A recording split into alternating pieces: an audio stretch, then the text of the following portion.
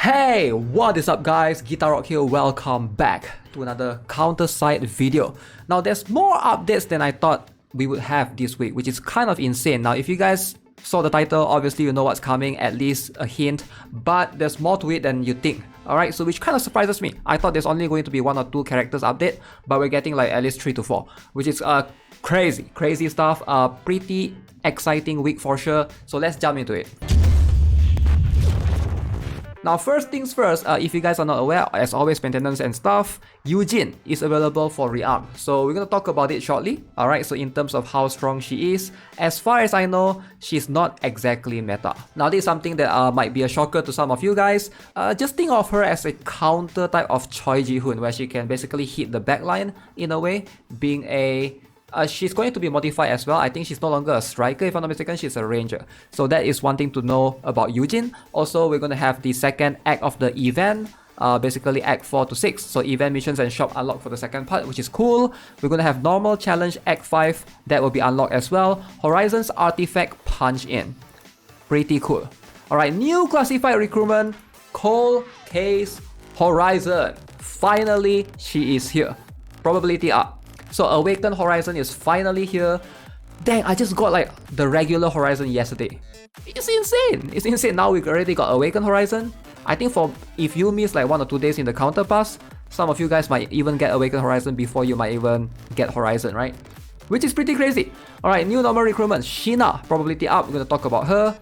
Lara Jaeger, Dracasia, Overflow, Glitch, probability up. For those of you who are interested, that's why E1 is free this week. If you want to get Overflow or Glitch for yourself, now is the time to be able to obtain any of these. Basic training, growth package, intensive training, growth package, a bunch of packages, weekly resource package, Horizon update celebration, classified recruitment, and new season for Danger Close. Now, as you guys can see, this is going to be a really exciting week. So we have Glitch, Overflow. Now, how good is Glitch and Overflow, and should you pull for them as a player? I'm going to say that Overflow is not too bad. He can be used in some situations in PvE. In PvP, he is kind of strong, especially in the Coffin 6 ship or Coffin 6 mech team. Considering that Awakened Horizon is also going to be a mech, I don't know, like mech team might be the staple moving forward. We'll see. If you have a bunch of good mech gears, consider getting... Wait, he can't use mech gears. My bad. He's a soldier.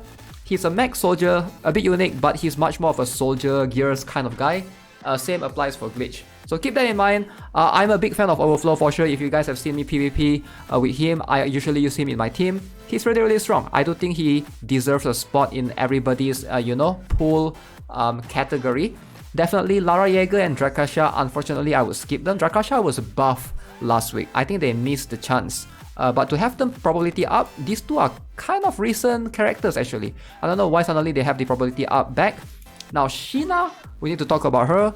She is a sniper, so keep that in mind. She's very unique to a certain extent. Should you pull for Shina? And should you pull for Awakened Horizon? Now these two are going to be the big question. And should you rearm Eugene? Alright, so let's talk about all of these 3 characters. Now, Shina is one of the characters that was considerably strong on paper, but she's just so weak in execution. Alright, so she is unfortunately, I wouldn't recommend pulling for her. Alright, unless you have plenty of resources, I would advise to avoid Shina. The problem is she is a sniper, but she has a melee range, meaning she has close target range. So you can have a look at her abilities right here, so we'll get more idea. You can see she has AoE damage on the first skill. Alright, so she's a 2-cost sniper, which is something that you gotta take into consideration as well.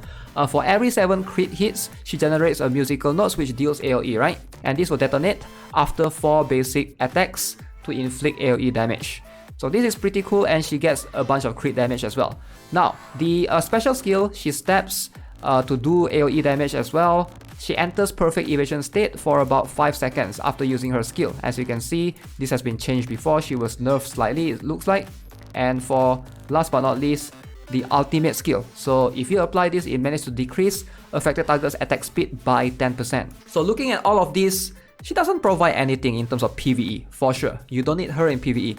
If you want a good, strong sniper in PvE, Xiaolin, Kestrel Xiaolin is just going to be better. We have so many, right? Lyudmila, replace the Queen. Like, there's no need for you to get Shina. Even Lycoris might be better in PvE. The reason why I compare her with Lycoris is they are both 2-cost snipers. And Lycoris is an R, which anyone can get easily. So keep that in mind. However, she is an Elysium Philharmonic, what do you call this unit? And later on, I think after the next chapter of story will be released, we might have the new ship that will be able to buff this particular faction or something. So keep that in mind. Should you pull for Shina? I would say avoid her if you can. Save your tickets. I don't think she's worth. Maybe you can make her work, but I just think that it might require a lot of effort. Now let's talk about Eugene. Alright, so I do think Eugene is something that's worth talking about. Rearm. So we're just gonna jump into passive. Every 4 basic attacks additionally attacks the furthest target. Now this is good in case you're trying to snipe the furthest sniper, inflicting the same damage. I think this is pretty cool in PvP, right? So you can see passive condition changes to 3 attacks. Not bad. So let's have a look at special skill.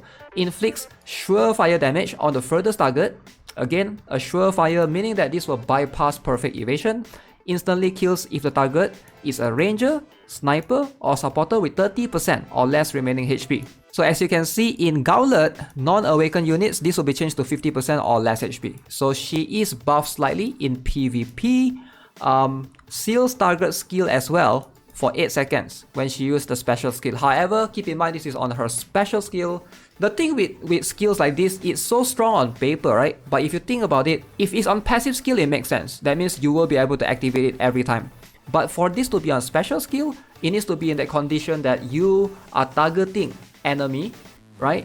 At that time that you have your special skill, and at that time they also have 30% less HP. So you can't control special skill, sadly, in PvP. You can control your ultimate skill, but not your special skill. So that's one of the biggest drawbacks, unless you hold on to her and do not deploy her until you see the moment that you can basically snipe that particular sniper or enemy ranger or whatever. So shoots all her bullets at once, inflicting AoE damage, and then she becomes immune to damage. Enemies around her do not receive damage but are knocked backward in her facing direction.